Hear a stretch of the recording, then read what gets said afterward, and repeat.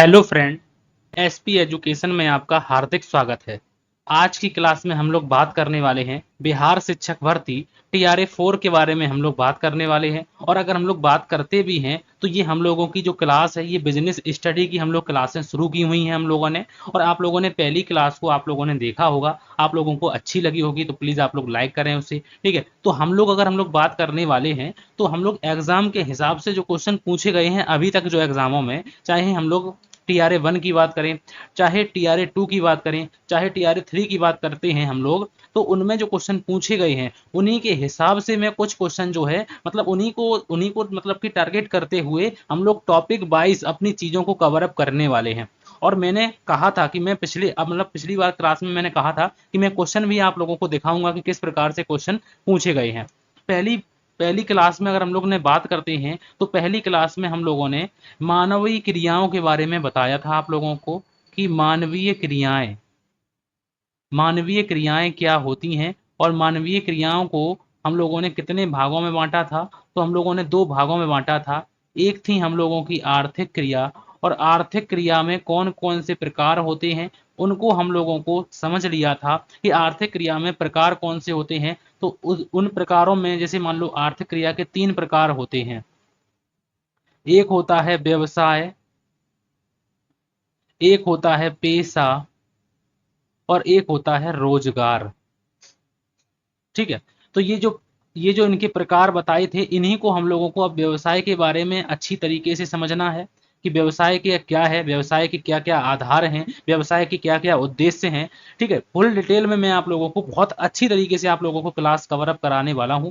वर्ग की बात करते हैं तो 11 to 12 तो ये आप लोगों की क्लासें जो है काम आने वाली हैं। अकाउंटेंसी की भी क्लास कराएंगे आप लोगों की, इंटरप्रेसिव की क्लासें भी आप लोगों को कराएंगे अगर आप लोग कमेंट करते हैं तो। क्लास नंबर 2 में आज हम लोग करने वाले हैं। चलिए हम लोग देखते हैं कि पिछली क्लास में हम लोगों ने जो किया था उसको आप लोग जरूर देखिए, उसके बाद आप लोगों को यहाँ से समझ में और चीज़ें आएंगी।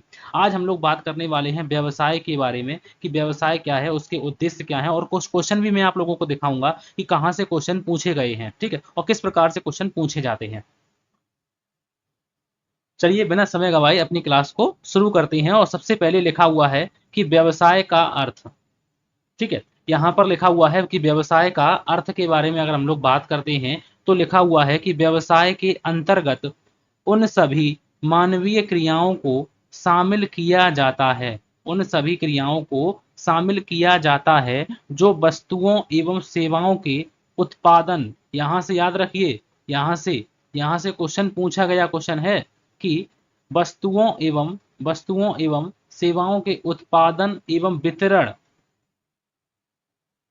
के लिए की जाती हैं, जिनका उद्देश्य जो है वो क्या होता है, जिनका उद्देश्य लाभ कमाना होता है। और मैंने बताया था कि क्रियाएं दो प्रकार की होती हैं, एक होती हैं आर्थिक क्रिया,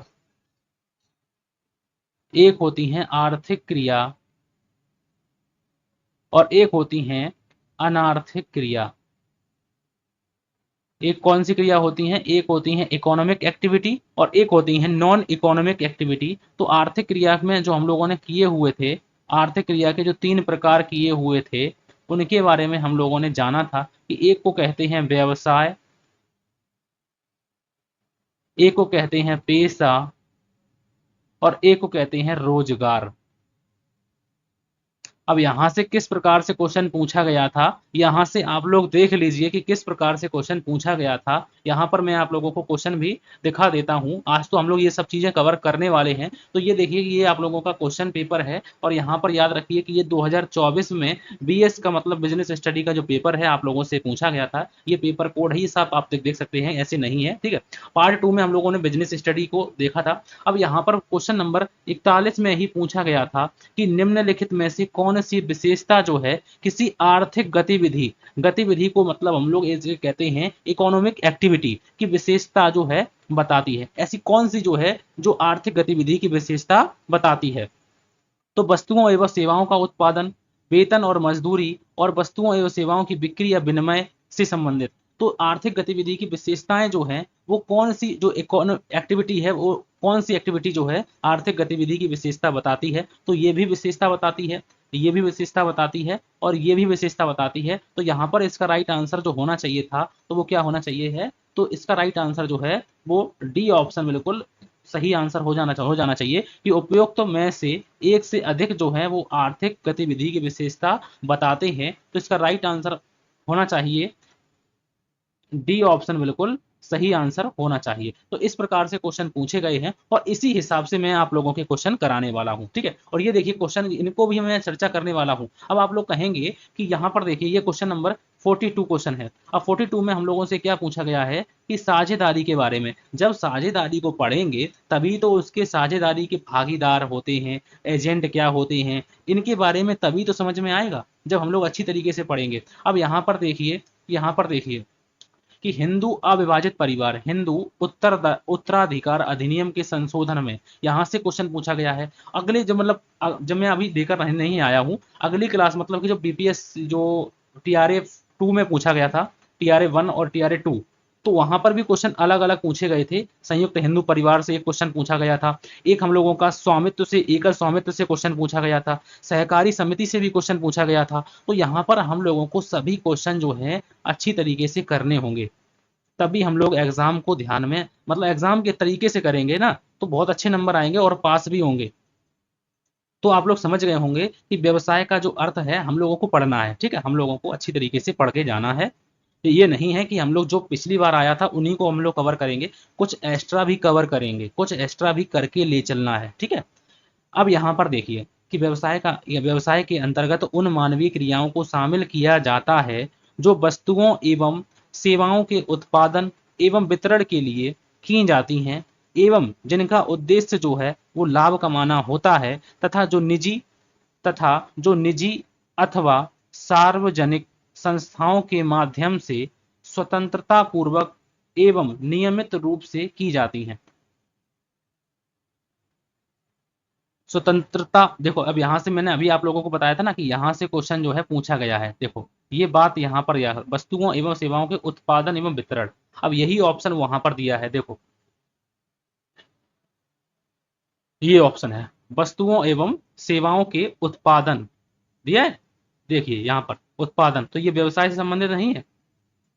और व्यवसाय जो है किसका पार्ट है, तो व्यवसाय जो है वो आर्थिक क्रिया का एक भाग है, ठीक है। तो इस प्रकार से आप लोग अच्छी तरीके से करिए, मैं आप लोगों को कराऊंगा और सेल्फ स्टडी भी आप लोग करिए, ठीक है। तो यहां पर हम लोगों ने बात कर ली है। अब हम लोग बात करते हैं कि व्यवसाय का मतलब क्या है, कि उन मानवीय क्रियाओं को इसमें शामिल करते हैं जिनमें हम वस्तुओं और सेवाओं के उत्पादन से लेकर वितरण तक की जो है क्रियाएं की जाती हैं वो इसमें सभी शामिल होती हैं, जिनका उद्देश्य, व्यवसाय का उद्देश्य क्या है, लाभ कमाना होता है तथा निजी और सार्वजनिक संस्थाओं के माध्यम से स्वतंत्रता पूर्वक एवं नियमित रूप से ये जो क्रियाएं की जाती हैं। अब यहाँ पर कई बार क्वेश्चन यहाँ से भी पूछा गया है कि व्यवसाय शब्द की जो उत्पत्ति है, व्यवसाय शब्द की उत्पत्ति जो है वो कहाँ से हुई है। व्यवसाय शब्द की उत्पत्ति व्यस्तता और बिजी अर्थात किसी भी कार्य में व्यस्त रहने की दशा से है। तो यहाँ पर जो व्यवसाय का अर्थ भी यहाँ से ये भी क्वेश्चन पूछा गया है, लेकिन अलग एग्जाम में ये क्वेश्चन पूछा गया है कि व्यवसाय शब्द की उत्पत्ति कौन शब्द से हुई है, बिजी शब्द से हुई है, जिसका अर्थ है किसी भी कार्य में व्यस्त रहने की दशा, ठीक है। अब व्यवसाय के आधार पूछे जाएं, व्यवसाय के आधार कौन कौन से होते हैं, ठीक है, तो इनको भी आप लोग करिए कि व्यवसाय के जो आधार होते हैं वो कौन कौन से होते हैं। व्यवसाय के आधार के बारे में हम लोग जान लेते हैं। व्यवसाय के आधार के बारे में हम लोग जान लेते हैं कि व्यवसाय के आधार कौन कौन से होते हैं।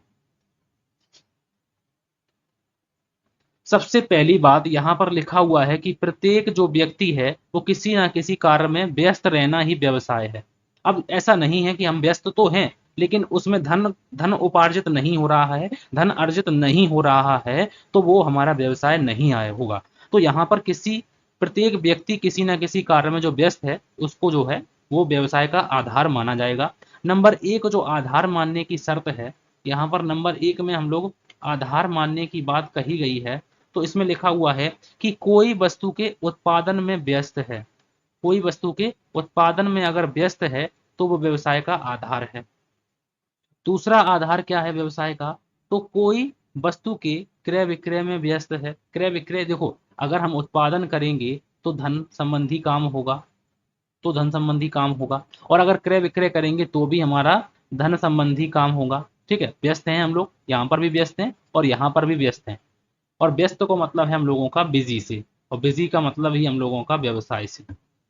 तीसरा लिखा हुआ है कि कोई रोगियों के इलाज में व्यस्त है। जैसे डॉक्टर लोग जो होते हैं, डॉक्टर लोग जो होते हैं तो उनका भी एक तरीके से जो धन के लिए करते हैं, तो रोगियों के इलाज में अगर व्यस्त रहते हैं तो भी उनका व्यवसाय है। उसके बाद लिखा हुआ है कि कोई वकालत के काम में व्यस्त है। और नेक्स्ट लिखा हुआ है कि कोई कार्यालय में अगर नौकरी भी करता है या नौकरी करने में व्यस्त है तो भी वो हमारा व्यवसाय का आधार माना जाएगा।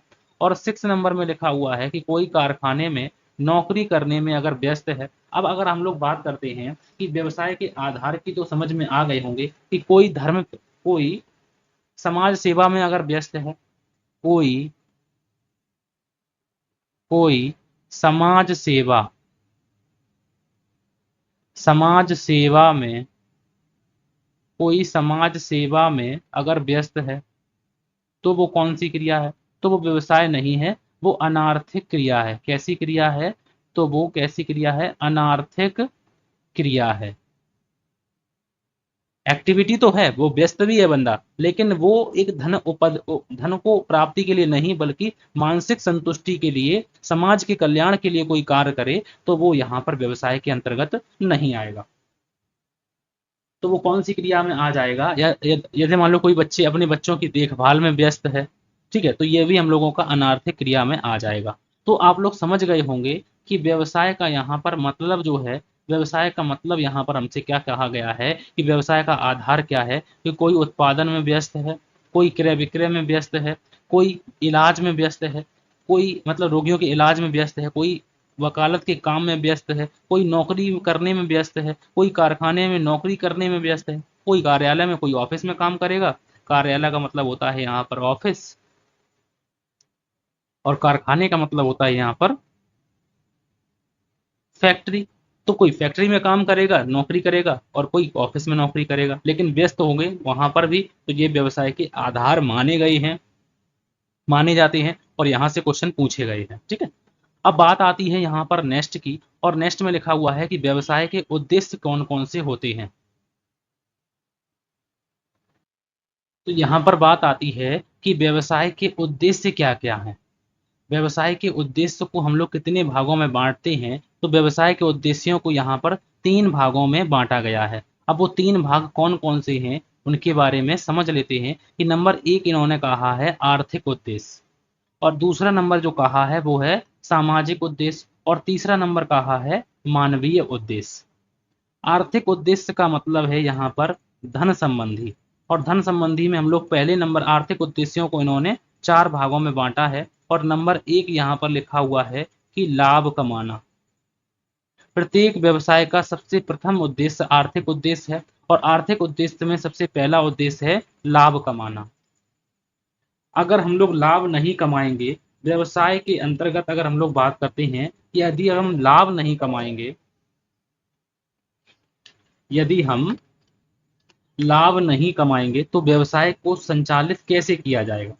तो सामान्यतः इस बात की बात आती है कि सिर्फ धन के पीछे दौड़ना व्यवसाय नहीं है।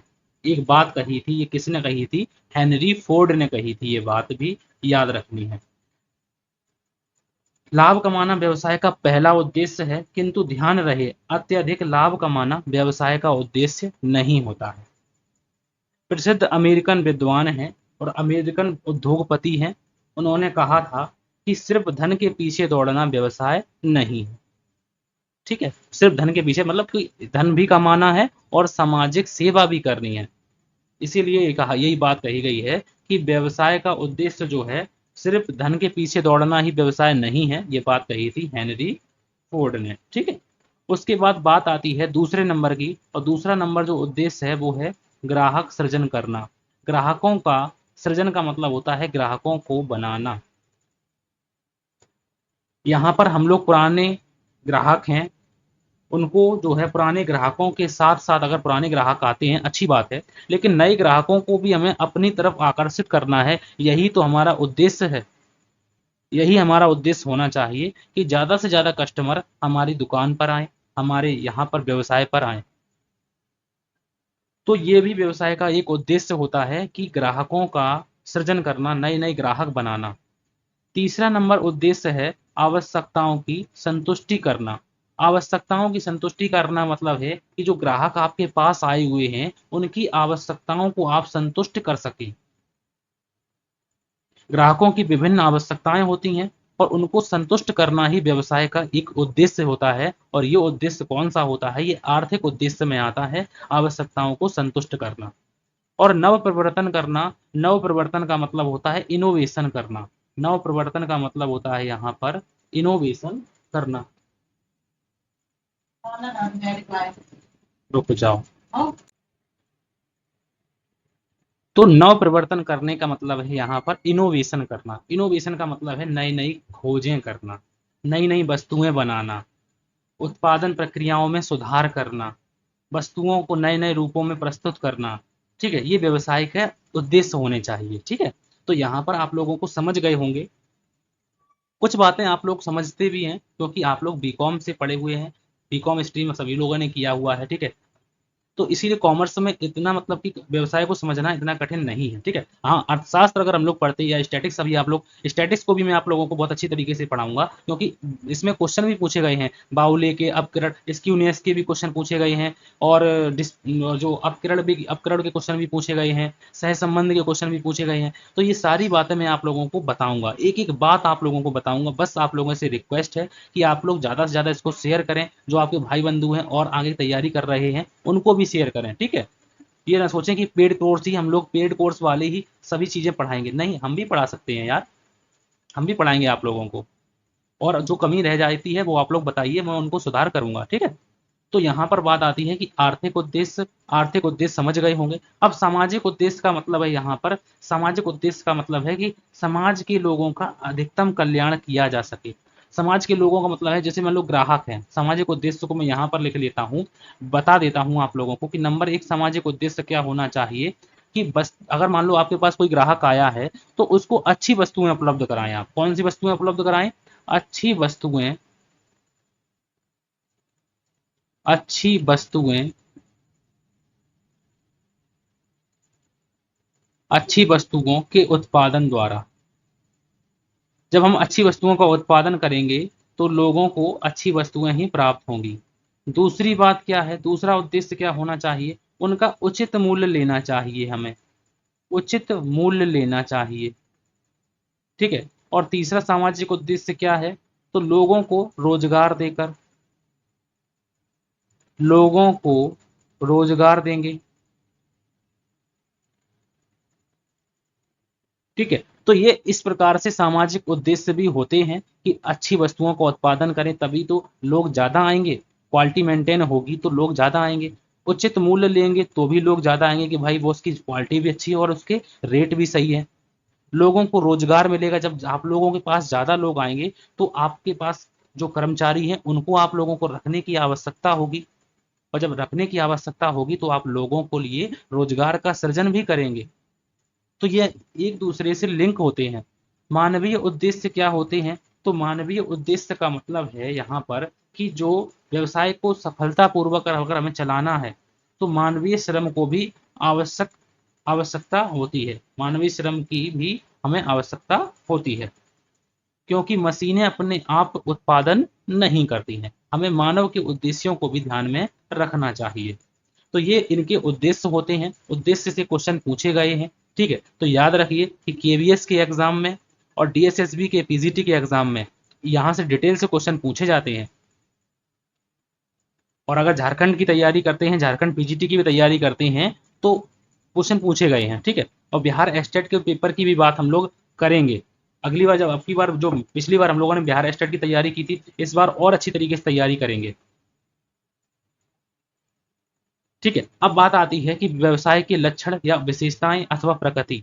व्यवसाय के लक्षण तो बिल्कुल समझ में आ जाते हैं कि विशेषताएँ क्या होती हैं। व्यवसाय के लक्षण बोलें या विशेषताएँ बोलें या फिर इनकी प्रकृति की बात करें, तो सबसे पहली बात यहाँ पर है, लिखी हुई है कि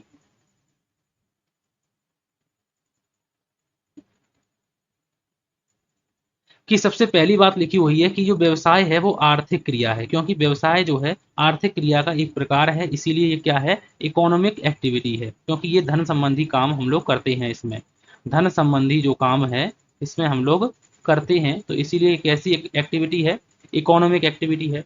दूसरा नंबर यहाँ पर लिखा हुआ है कि वस्तुओं और सेवाओं का इसमें हम लोग लेन देन करते हैं, ये इनकी विशेषताएं हैं। तो ये बात भी बिल्कुल समझ में आती है कि व्यवसाय का मतलब है वस्तुओं का क्रय विक्रय करना और जिससे उन्हें धन प्राप्ति होगी। नेक्स्ट लिखा हुआ है कि व्यवहारों में निरंतरता, व्यवहारों में यहां पर निरंतरता होनी चाहिए,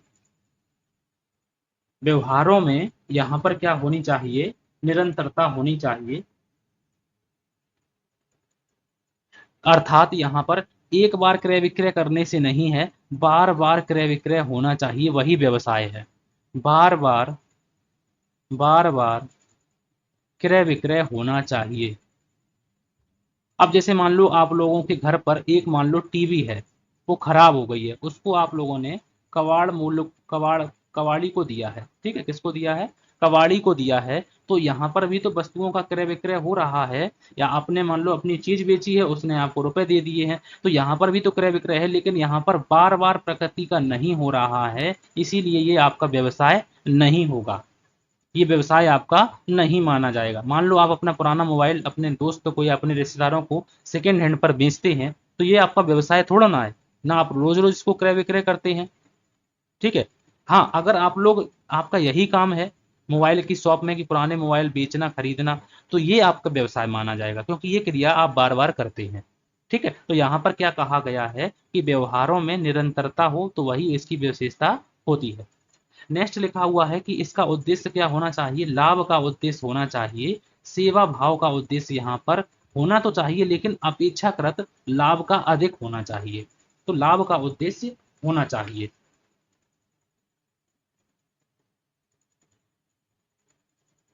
अब ऐसा नहीं है कि लाभ ही हो, कभी कभी हानि भी हो जाती है, क्या हो जाती है, कभी कभी हानि भी हो जाती है। नेक्स्ट लिखी हुई है विशेषता, और विशेषता की बात करते हैं, उपयोगिता का सृजन करना। व्यवसाय में क्या होता है कि उपयोगिता का हम लोग सृजन करते हैं।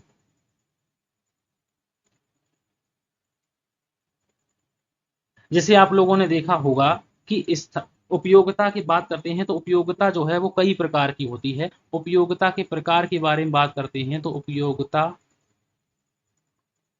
ये भी क्वेश्चन पूछा गया है कि उपयोगिता के प्रकार, ठीक है, उपयोगिता के प्रकार कौन कौन से होते हैं। तो नंबर 1 की बात करते हैं, स्थान उपयोगिता, स्थान उपयोगिता। दूसरा है, समय उपयोगिता,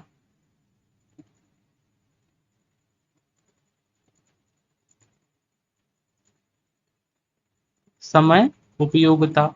और तीसरा है हम लोगों का रूप उपयोगिता, रूप उपयोगिता।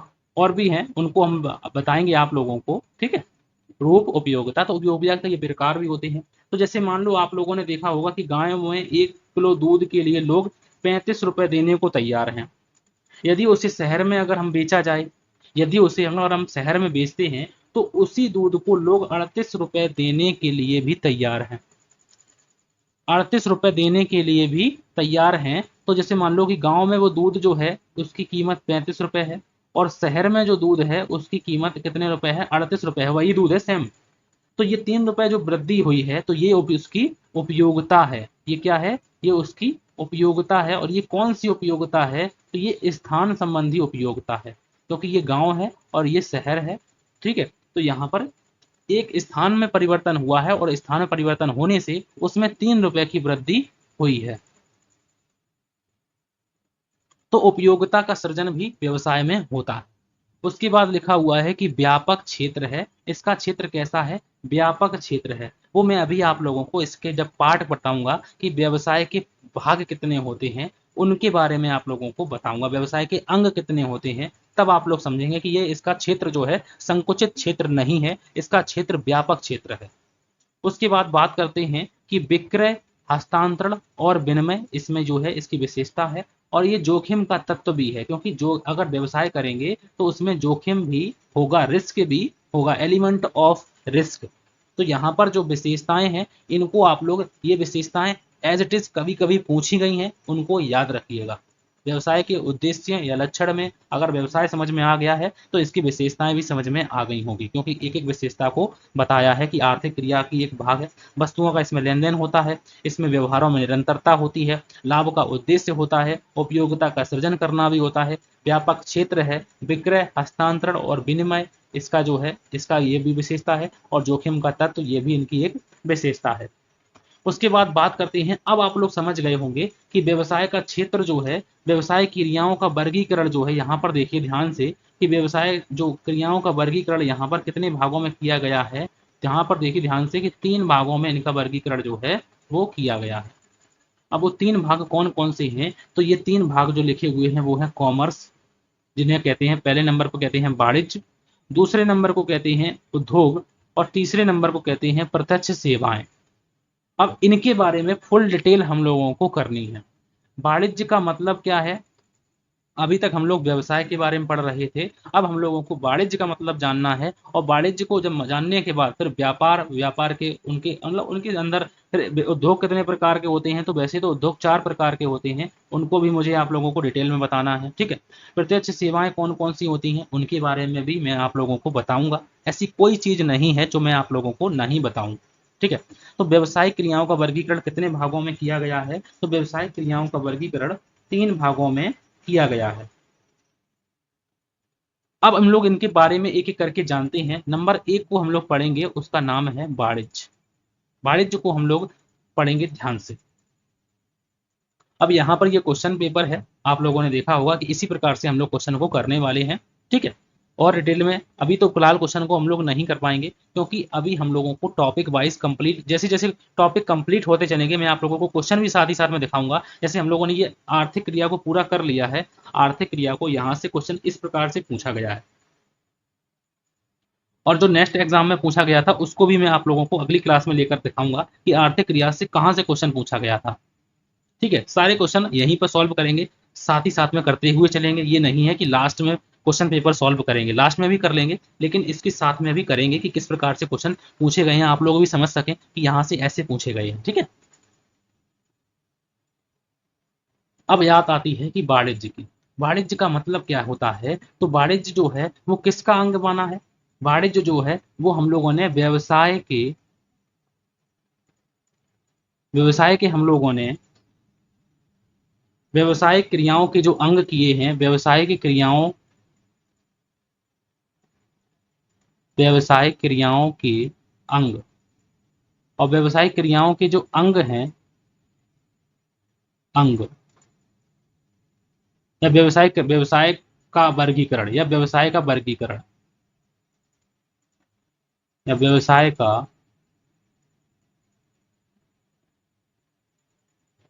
वर्गीकरण, ठीक है, व्यवसाय का वर्गीकरण। तो ये वर्गीकरण जो किया गया है वो 3 भागों में किया गया है। कितने भागों में किया गया है, 3 भागों में किया गया है। एक है वाणिज्य, एक है वाणिज्य, एक है हम लोगों का उद्योग, और एक है हम लोगों का प्रत्यक्ष सेवाएं, प्रत्यक्ष सेवाएं। इनको हम लोगों को एक एक करके अच्छी तरीके से पढ़ना है। सबसे पहले मैं आप लोगों को वाणिज्य के बारे में बताता हूं कि वाणिज्य जो है व्यवसाय का वह अंग है, व्यवसाय का वह अंग है जो उद्योग उत्पादित वस्तुओं को उपभोक्ताओं तक उनकी रुचि, आवश्यकता एवं सुविधा अनुसार वितरित करने का कार्य करता है, वितरित करने का कार्य करता है। तो ये व्यवसाय, सॉरी, ये वाणिज्य होता है। अब बात आती है, यहाँ पर पूछी गई है कि वाणिज्य जो है वो किसका अंग है, तो याद रखिए कि वाणिज्य जो है वो व्यवसाय का अंग है। इसमें क्या किया जाता है, तो इसमें जो है उत्पादित वस्तुओं को उपभोक्ताओं तक उनकी रुचि के हिसाब से, जो वे पसंद करते हैं, उनकी आवश्यकता के हिसाब से उनको सुविधानुसार वितरित करने का जो कार्य है वो इसमें किया जाता है। तो अब वाणिज्य जो बराबर, अगर हम पूछते हैं, कई बार यहाँ से क्वेश्चन पूछा गया है कि वाणिज्य बराबर क्या होता है, तो वाणिज्य बराबर जो होता है, वाणिज्य बराबर होता है व्यापार, व्यापार और प्लस व्यापार के सहायक, ये फॉर्मूला कई बार पूछा गया है कि वाणिज्य बराबर क्या होता है, तो वाणिज्य बराबर होता है, कॉमर्स बराबर होता है trade plus aids of trade, C बराबर टी ए, सी बराबर टी ए। तो इस प्रकार से भी कई बार दिया गया है, तो इनको आप लोगों को समझ जाना है, याद करके मतलब इसको देख लेना है। सी मतलब कॉमर्स, टी मतलब ट्रेड और ए मतलब एड्स, ठीक है। सहायक, व्यापार के सहायक। अब व्यापार के सहायक से पहले हम लोग वाणिज्य को थोड़ी सी बात और जान लेते हैं, क्योंकि यहां से बात पूछी गई है। वाणिज्य के अंतर्गत, वाणिज्य के अंतर्गत, वाणिज्य के अंतर्गत वस्तुओं के क्रय विक्रय के साथ उन सभी क्रियाओं का अध्ययन किया जाता है जो वितरण में आने वाली बाधाओं को हटाने में सहायक होती हैं। वाणिज्य में वाणिज्य के अंतर्गत क्रय विक्रय के साथ उन सभी क्रियाओं को सम्मिलित किया जाता है या उन सभी क्रियाओं का अध्ययन किया जाता है जो कि वितरण में आने वाली बाधाओं को हटाने में सहायक होती हैं। तो यहां से बात पूछी गई है, ठीक है। तो ये बात आप लोगों को याद रखनी है, ये बात आप लोगों के इंपॉर्टेंट है और ये बात अभी आप लोगों के लिए आईएमपी है, ठीक है। अब बात आती है, और ये बात तो मैंने हाईलाइट कर ही दी है, वाणिज्य का मतलब समझ गए होंगे कि वाणिज्य बराबर होता है व्यापार प्लस व्यापार के सहायक। अब वाणिज्य को यहाँ पर पूछा जाए कि वाणिज्य के कितने अंग हैं, तो वाणिज्य के दो अंग हैं, एक नंबर और एक है ये 2 नंबर, ठीक है। तो वाणिज्य के दो अंग कौन कौन से हैं, एक है व्यापार। वाणिज्य को यहाँ पर कितने भागों में बांटा है, तो वाणिज्य को यहाँ पर ध्यान से देखिए कि वाणिज्य को यहाँ पर 2 भागों में बांटा है। एक है यहाँ पर व्यापार, एक है यहाँ पर व्यापार और एक है यहाँ पर व्यापार के सहायक।